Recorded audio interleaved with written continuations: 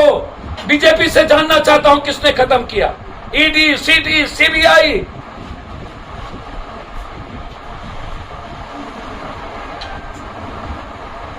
जितनी सारी चीजें हैं, विधायपालिका, संविधान, हर व्यवस्था को ध्वंस करने में 8 साल में कोई कसर बीजेपी आरएसएस के लोगों ने नहीं रखा।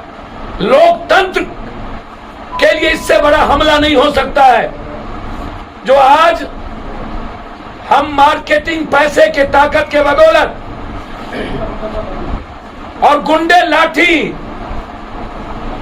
और छल कपट और फरेबी के बदौलत हम लोकतंत्र के वोट को समाप्त करने जा रहे हैं। इसीलिए आज एक बड़ी चुनौती है बिहार के लिए, और बीजेपी को हिम्मत है और विपक्ष को तो कल साठगांठ से कोई सरकार न बने चुनाव में जाने की, तो चलिए घोषणा करे विपक्ष और बीजेपी। लेकिन जिस तरीके से लगातार माफी मांगने की बात दोनों की मिलीभगत आज उजागर हो गई कि बीजेपी और विपक्ष ये दोनों का राजनीतिक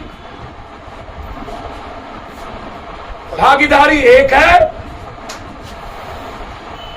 और दोनों मिलकर सरकार गिराना चाहती है।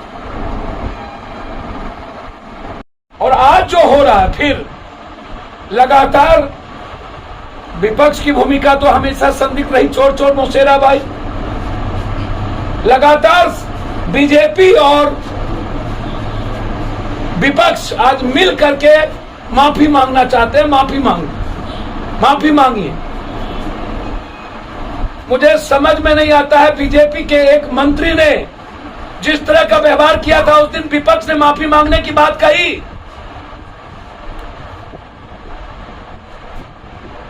उस दिन भाजपा कहां थी जहां पर यह कहा गया था अलबलाइए नहीं, एक मंत्री ने अस्थिर रही, अस्थिर। क्या वो सही था तरीका? जिस दिन विधायकों को पीटा गया उस दिन विपक्ष के नेता कहां थे? क्या पुलिस को ढुकने की इजाजत दी जा सकती थी? आप सदन को सैनिटाइज कर देते, स्थगित कर देते एक दिन के लिए। मामले पुलिस को लाने की जरूरत क्यों पड़ी? और दो नेता के रहने के बावजूद लोकतंत्र का सबसे बड़ा चीरहरण उस दिन हुआ जिस दिन विधायक और विधायक को जूते और लात से मारे गए थे। वो दिन क्यों भूल दिया गया? आज अस्थिर करने का जो लोकतंत्र का प्रयास है विपक्ष का, वो माफ नहीं करेगी जनता। जब चुनी हुई एक सरकार को लगातार बीजेपी और विपक्ष पदच्युत करने की लगी हुई है। हम चाहते हैं यदि इतनी ही हिम्मत है बीजेपी को, तो कोई चालबाजी ना खेले, जो उनकी आदत है, जो उनका चरित्र है, देखा गया है।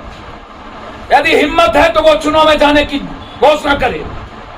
और मैं चाहूंगा नीतीश जी, ऐसे सदन में रहने से बेहतर है चुनाव में चलने की। जाइए चुनाव में।